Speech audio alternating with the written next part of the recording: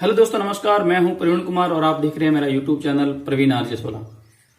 ये वीडियो मैं उन लोगों के लिए लेकर आया हूं जो स्वर और व्यंजन कई बार पढ़ने के बावजूद भी सवाल गलत कराते हैं या उनसे कोई सवाल पूछता है तो उत्तर देने में हिचकिचाते हैं। तो इसमें आपके बहुत से सवालों के जो है उत्तर मिल जाएंगे। कितने स्वर और व्यंजन हैं, संस्कृत वर्णमाला में कितने स्वर और व्यंजन हैं, पाणिनीय शिक्षा में कितने स्वर और व्यंजन हैं, महेश्वर सूत्र के अनुसार कितने स्वर और व्यंजन हैं। तो आपको बिल्कुल सरल तरीके से इसमें आपको स्वर और व्यंजन की जानकारी दी जाएगी। इस वीडियो को आप अंत तक देखें। अगर ये वीडियो आपको अच्छा लगता है तो इस वीडियो को लाइक, शेयर एंड कमेंट करें और बहुत से लोगों तक पहुंचाने का कष्ट करें। धन्यवाद। वर्णमाला में हम इसमें पहले अपन देखते हैं कि वर्णमाला में वर्ण जो होते हैं वो दो प्रकार के हैं। वर्ण के कितने प्रकार हैं? दो। एक तो है स्वर और एक है व्यंजन। क्या है? व्यंजन। तो पहले हम इसमें पढ़ेंगे स्वर। क्या पढ़ेंगे? स्वर। ठीक है। तो स्वरों की एक बार पहले जानकारी ले लेते हैं, उसके बाद में अपन आगे बात करेंगे। बात करते हैं कि स्वर। तो सबसे पहले जो पाणिनि ने अष्टाध्यायी में जो सबसे पहले पढ़े हैं वो क्या पढ़े हैं? स्वर। तो पाणिनि ने सबसे पहले क्या पढ़े हैं? स्वर। और महेश्वर सूत्रों में भी सबसे पहले स्वर के सूत्र दे रखे हैं। जो 14 सूत्र हैं महेश्वर के, उसमें भी उन्होंने 9 जो पहले जो सूत्र हैं वो उन्होंने स्वर के दे रखे हैं। ठीक है। अब देखते हैं स्वर की परिभाषा क्या है। तो परिभाषा क्या है? लिखा है स्वयं राजन्ते इति स्वराः। क्या?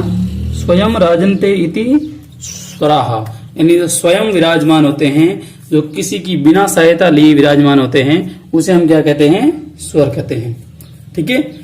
अब स्वर, पहले हम इन स्वर को दो भागों में विभाजित करते हैं। जो पहला जो भाग है वो है महेश्वर सूत्रों के अनुसार। किसके? माहेश्वर सूत्रों के अनुसार। ठीक है। माहेश्वर सूत्रों के अनुसार। अब माहेश्वर सूत्रों के अनुसार इसके दो भाग करेंगे हम। पहला करेंगे अपन ऋस्व स्वर, यानी मूल स्वर। क्या करेंगे? मूल स्वर। और दूसरा इसका जो भाग है वो अपन करेंगे संयुक्त स्वर। क्या करेंगे? संयुक्त स्वर। मूल स्वर और संयुक्त स्वर। ठीक है। महेश्वर सूत्रों के अनुसार इसको हम करेंगे मूल स्वर और संयुक्त स्वर।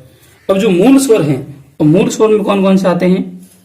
देखो, अ, ई, उ, री और लरी, ये मूल स्वर में आते हैं। मूल स्वर का मतलब जो महेश्वर सूत्रों में उन्होंने दे रखे हैं। और महेश्वर सूत्र जो अ, ई, उ, री, लरी का है, जो शुरुआत के 4 जो सूत्र हैं उनमें स्वर दे रखे हैं इन्होंने। ठीक है। संयुक्त स्वर जो एक दूसरे से मिलकर बनते हैं उन्हें संयुक्त स्वर कहते हैं। तो वो कितने हैं? वो होते हैं 4। ए, ओ, आई और औ। ठीक है। अब ये संयुक्त स्वर, संयुक्त का मतलब होता है किसी न किसी से मिलकर बनना। अब मिलकर बनते हैं तो ए किससे मिलकर बनता है? तो ये जो बनता है वो अ और ई से मिलता है। ठीक है। ओ जो बनता है वो किससे मिलता है? वो होता है अ और उ से। ठीक है। आई जो है वो किससे मिलती है? अ और ये से। ठीक है। औ जो है वो किससे बनता है? अ और ओ से। ठीक है। ये इन दोनों को, ये जो ऋस्व स्वर हैं उनको मिलकर बनाए जाते हैं संयुक्त स्वर। ठीक है। आई बात समझ में? अब ये तो हो गए महेश्वर सूत्रों के अनुसार। तो बताओ महेश्वर सूत्रों के अनुसार स्वरों की संख्या कितनी हुई है? बताओ। तो गिनेंगे अपन 1 2 3 4 5 6 7 8 9। ठीक है, तो इसमें अपन कोष्टक में लिख देते हैं माहेश्वर सूत्रों के अनुसार स्वरों की संख्या कितनी हो गई? 9। ध्यान रखना। ठीक है, आगे अपन चलते हैं। जो है संस्कृत वर्णमाला के अनुसार हम उसको स्वरों को कैसे विभाजित करेंगे। ठीक है, तो संस्कृत वर्णमाला के अनुसार। ठीक है, तो ये महेश्वर सूत्रों के अनुसार अपना पहला भाग कंप्लीट हो चुका है। दूसरा जो भाग है वो है संस्कृत वर्णमाला के अनुसार। वर्णमाला में स्वर कैसे होते हैं, कितने होते हैं, उसके अनुसार कैसे विभाजित होते हैं, ये उनमें अपन पढ़ेंगे। तो इसको अपन 3 भागों में विभाजित करते हैं। ठीक है, संस्कृत वर्णमाला में 3 भागों में। कितने भागों में? 3 भागों में। ठीक है, अब 3 भागों में विभाजित करते हैं। तो पहला जो भाग है वो है ऋस्व स्वर। कौन से स्वर? ऋस्व स्वर। दूसरा जो भाग है वो होता है अपना दीर्घ स्वर। ठीक है, दीर्घ स्वर। ठीक है, तीसरा जो भाग होता है वो अपना है प्लुत स्वर। क्या? प्लुत स्वर। ऋस्व स्वर को आप लघु स्वर भी कह सकते हैं। ठीक है, अब कहते हैं कि ऋस्व यानी छोटे स्वर, लघु स्वर, जिनको बोलने में कम समय लगे, हमें कम मेहनत लगे, वो कौन से स्वर है? ऋस्व स्वर। तो ऋस्व स्वर कौन कौन से होते हैं वो एक बार देख लेते हैं। कुछ छोटे जो स्वर हैं वो अ, छोटी ई, छोटा ऊ, री और लरी। ठीक है, ये कौन से स्वर आएंगे अपने? ऋस्व स्वर। आई बात समझ? दीर्घ स्वर जो बड़े स्वर हैं, इनके जो बड़े रूप हैं वो हैं अ का बड़ा रूप क्या हो जाएगा?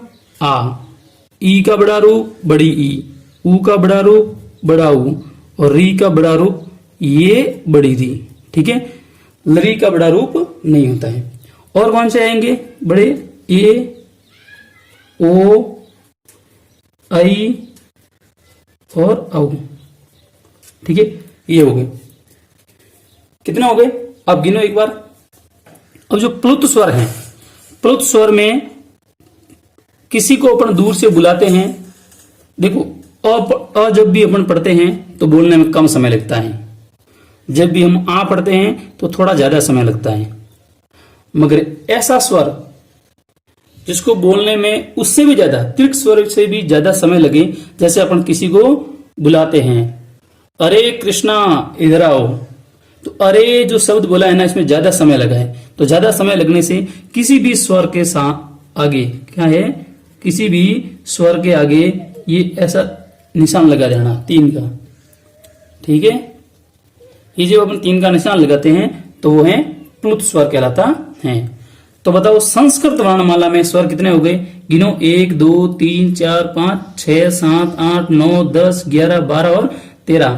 तो साइड में अपन लिख देते हैं कोष्टक में कि संस्कृत वर्णमाला में, संस्कृत वर्णमाला में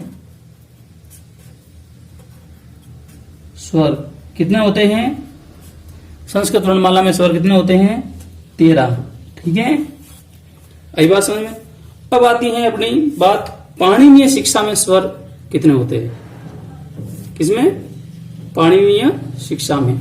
चलिए तीसरा बड़ा अपन पॉइंट पूरा करते हैं पाणिनीय शिक्षा में। ठीक है, तो लिखते हैं पाणिनीय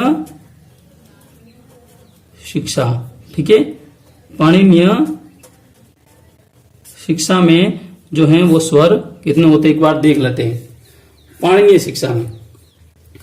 ठीक है, अब उन्होंने जो स्वर बताए हैं वो देखो कि पाणिनीय शिक्षा में जो स्वर हैं वो ऋस्व, दीर्घ और प्लुत के हिसाब से, ठीक है, अलग अलग मानेंगे। ठीक है, तो अपन देखते हैं कि अ जो है ये छोटा भी होता है बड़ा भी होता है। ठीक है, और ई जो है छोटी भी है बड़ी भी है, ऊ छोटा भी होता है और बड़ा भी होता है, और जो री है वो छोटी भी होती है बड़ी भी होती है। और लरी देखा है आपने, केवल छोटी होती है, बड़ी में हमने यहां नहीं लिखा है। ठीक है, तो ये देखो कि ये प्रत्येक स्वर को अपन अलग करते हैं तो कोष्टक में मैं कर देता हूं।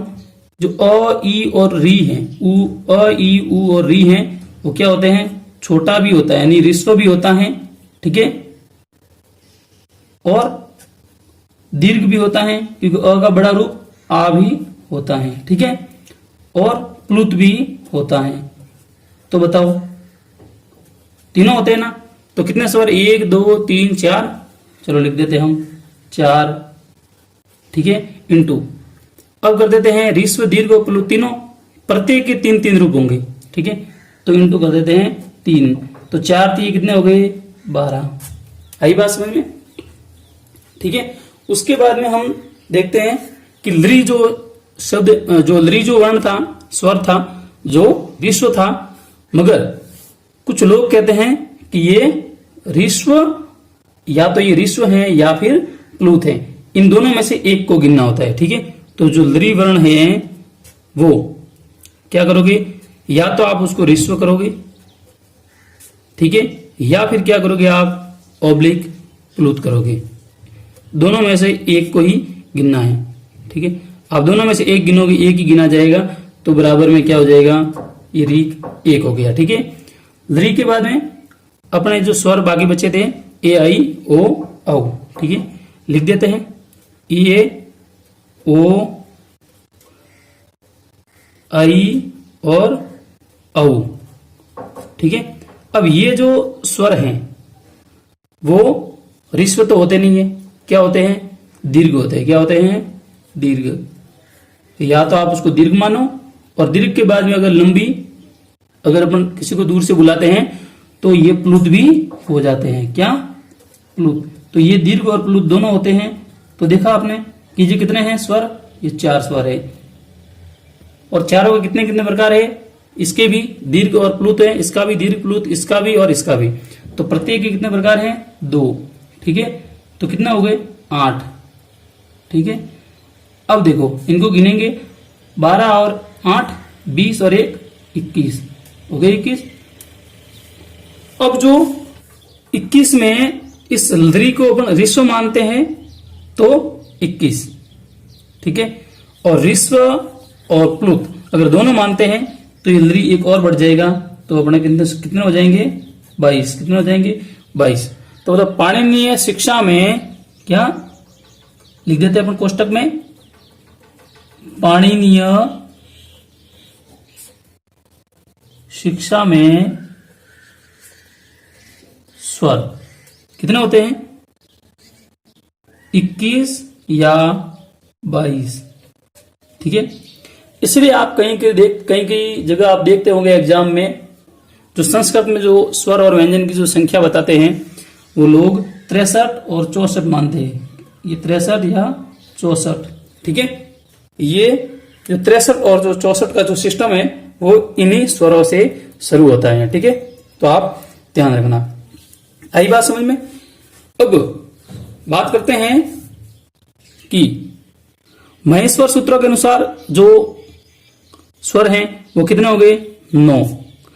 संस्कृत वर्णमाला के अनुसार स्वर कितने होंगे? 13। और पाणिनीय शिक्षा के अनुसार स्वर कितने होंगे? 21 और 22। आगे समझ में? आगे चलते हैं। व्यंजनों का जो पहला जो प्रकार है वो पहला है अपन करेंगे स्पर्श। कौन सा करेंगे?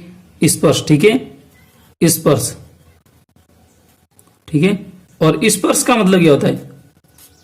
छूना या टच करना। ऐसे वर्ण जो किसी न किसी अंग से स्पर्श होकर बाहर निकले, चाहे वो जीवा हो, तालु हो, कंठ हो, मूर्धा हो, दंत हो या ओष्ठ हो। तो ऐसे वर्ण जो कहीं न कहीं टच होकर बाहर निकलते हैं वो स्पर्श व्यंजन कहलाते हैं। अब स्पर्श व्यंजन होते कौन कौन से हैं? स्पर्श कौन कौन से? अब स्पर्श व्यंजन होते कौन कौन से? तो क से प वर्ग तक क्या है? क से प वर्ग तक, क से प वर्ग तक जो वर्ण है वो स्पर्श वर्ण कहलाते हैं। अब ये वर्ग क्या होते हैं मैं अभी आपको बताता हूं। दूसरा, या फिर आप क से लेकर म तक, क से लेकर म तक के जितने भी वर्ण हैं वो क्या कहलाते हैं? स्पर्श कहलाते हैं। अब ये क वर्ग, प वर्ग, ये होते क्या हैं मैं आपको बताता हूं। इसकी परिभाषा इन्होंने बताई है कि कादयो कादयो मावसाना, कादयो मावसाना स्पर्शः, ठीक है, कादयो मावसाना स्पर्शः। इसका तात्पर्य मैं बता दूं, कादयो यानी क जिसके आदि में हो, म अवसाना यानी अंत में क्या हो, म हो, तो ऐसे जो वर्ण है वो क्या कहलाते हैं, स्पर्श कहलाते हैं। अब कौन कौन से हैं देखते हैं, ठीक है। तो क से क, ख, ग, घ और ङ, ठीक है। फिर दूसरा जो है च से च, छ, ज, झ और ञ, ठीक है। तीसरा जो है ट, ठ, ड, ढ और ण। चौथा जो है त, थ, द, ध और न। पांचवा जो है प, फ, ब, भ और म। तो आपने देखा कादियो मावसानी, ये जो परिभाषा है वो यहाँ हो रही है कि क से लेकर म तक जो वर्ण है वो स्पर्श कहलाते हैं। अब जो क, ये वर्ग क्या होते हैं, वर्ग का फॉर्मूला क्या होता है। वर्ग में आपको बताता हूं कि जो वर्ग है, वर्ग का मतलब होता है समूह, यानी इस लाइन में तो क वाली जो लाइन में जितने भी वर्ण आएंगे उसको अपन क्या कहेंगे, क वर्ग, ठीक है। अब ऐसा ख है तो भी वो क वर्ग का है, घ है तो भी वो क वर्ग का है। बताओ इसे कौन सा वर्ग आएगा, च वर्ग, क्योंकि च से स्टार्ट हो रहा है, आगे जो भी समूह है वो च वर्ग में आएगा। ये ट से स्टार्ट हो रहा है, जितना भी समूह है वो ट में आएगा तो आएगा ट वर्ग, और ये त वर्ग और ये प वर्ग, ठीक है। अब बताओ प्रत्येक वर्ग में कितने वर्ण होते हैं, प्रत्येक वर्ग में वर्ण होते हैं 5।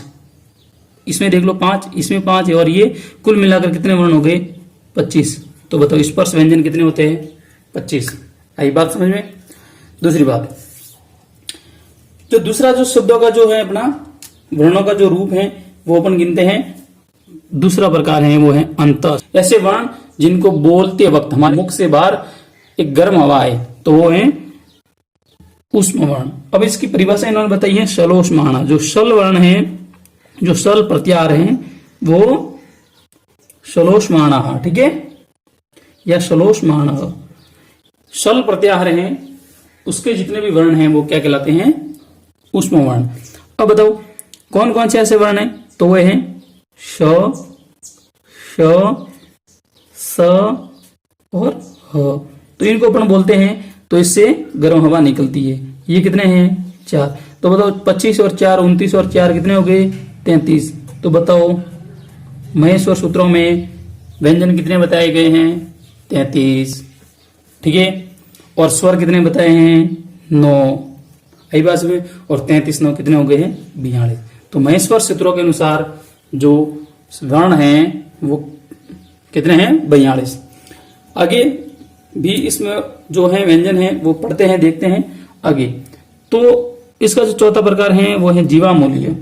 अब ये जो इससे आगे अपने जो भी चल रहे हैं ना, वो पाणिनीय शिक्षा में जो आप कहीं पढ़ते हो ना कि 63 और ये 63 और 64 वर्ण कैसे होते हैं, वो आगे अपन इसमें दिखाते हैं। कितने हुए 33। 33 के बाद में इसको अपन आगे ले चलते हैं। अब देखो 33 के बाद में अपना जो एक प्रकार है वो है जीवामूल्य। क्या है जीवामूल्य, ठीक है, इसको अपन देखते हैं। जीवामूल्य उसे कहते हैं जो क और ख के सामने जो अर्ध विसर्ग होता है उसे हम जीवामूल्य कहते हैं। जैसे आपने एक शब्द पढ़ा होगा दुख, उसको पढ़ते हुए हम विसर्ग का प्रयोग पहले करते हैं, ठीक है। और इसका जो पांचवा रूप है वो है क्या है, जीवामूल्य के बाद में पांचवा रूप है वो है उपदमानीय। क्या है उपदमानीय, क्या है उपदमानीय। अब जो उपदमानीय जो है वो भी जीवामूल्य की जैसे ही है, वो है प और फ के सामने अर्ध विसर्ग, ठीक है। ये क्या कहलाता है अपना उपदमानीय वर्ण, ठीक है। उसके बाद में जो छठा प्रकार है वो अपना होता है अनुस्वार। क्या है? अनुस्वार। ठीक है। और अनुस्वार का मतलब होता है, अनु का मतलब होता है पीछे, स्वार का मतलब होता है बैठना। ऐसा वर्ण जो किसी वर्ण के बाद में आए तो वो है अनुस्वार। जैसे अपन कहीं पर ये देखते हैं बिंदी। ठीक है। आगे देखते हैं सातवां। ठीक है। अब जो सातवां प्रकार है वो है अपना विसर्ग। क्या है? विसर्ग। और विसर्ग किसे कहते हैं? जो किसी भी वर्ण के बाद में आपने देखा होगा कि ये दो बिंदी लगाते हैं, जो नॉर्मली अपन ह के नाम से इसका उच्चारण करते हैं, तो इसे हम क्या कहेंगे? विसर्ग। उसके बाद में जो इंपॉर्टेंट है वो है यम। इसको थोड़ा ध्यान लगाकर देखना, ये परीक्षा में भी पूछा जाता है। ठीक है। अब यम क्या होता है? तो यम वो होता है कि किसी भी नाम में, किसी भी शब्द में पहला, दूसरा, तीसरा और चौथा वर्ण, इन वर्गों में से किसी भी वर्ग का पहला मतलब क, दूसरा मतलब ख, तीसरा ऐसे। ठीक है।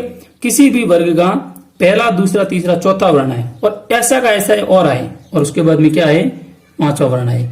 तो जो द्वित्व रूप है, कौन सा? द्वित्व रूप। द्वित्व का मतलब होता है ऐसा का ऐसा दूसरा रूप है, वो क्या कहलाता है? यम कहलाता है। ठीक है। द्वित्व रूप यम कहलाता है। जैसे कि आपने कहीं पढ़ा होगा, मैं अभी उदाहरण दिखाता हूं। ये है पलक्कनी। ठीक है। पलक्कनी ये पढ़ते हैं। तो आप देखो क दो बार है, तो क कौन सा वर्ण है? किसी भी वर्ग का पहला वर्ण है। और दूसरी बार भी क है, कौन सा वर्ण है? ये भी पहला है, तो ये द्वित्व रूप हो गया। उसके बाद में न कौन सा है? पांचवा। तो बताओ इसको अपन क्या कहेंगे? यम। आई बात समझ में?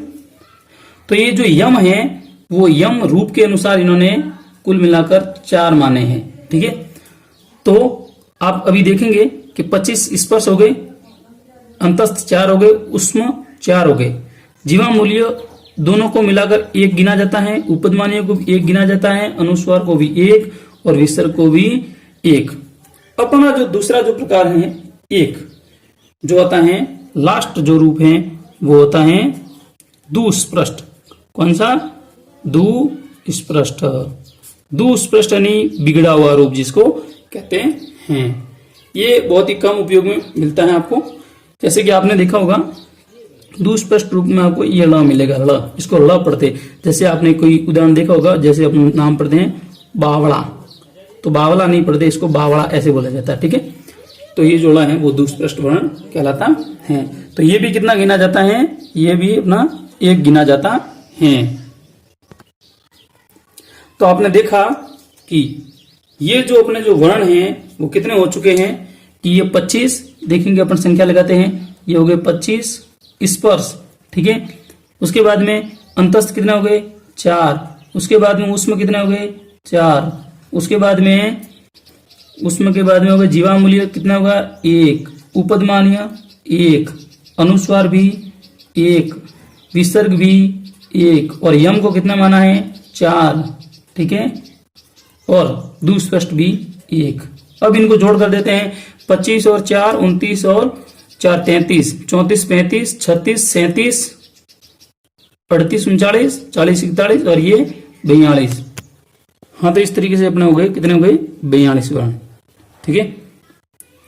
अब जो ये जो 63 64 वाला जो खेल था उसको अपन थोड़ी समझने की कोशिश करते हैं कि जो पाणिनि शिक्षा में जो स्वर और स्वर जो आए थे वो या तो अपन कितने मान लेते? 21 या फिर मान लेते 22।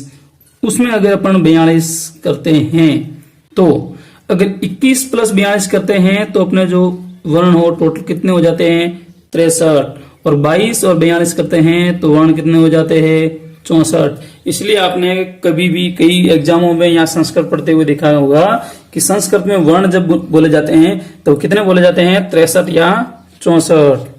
आई बात समझ में? अब इंपॉर्टेंट बात यह है कि परीक्षा में कोई अगर सवाल आता है तो वो हमें कैसे करना है।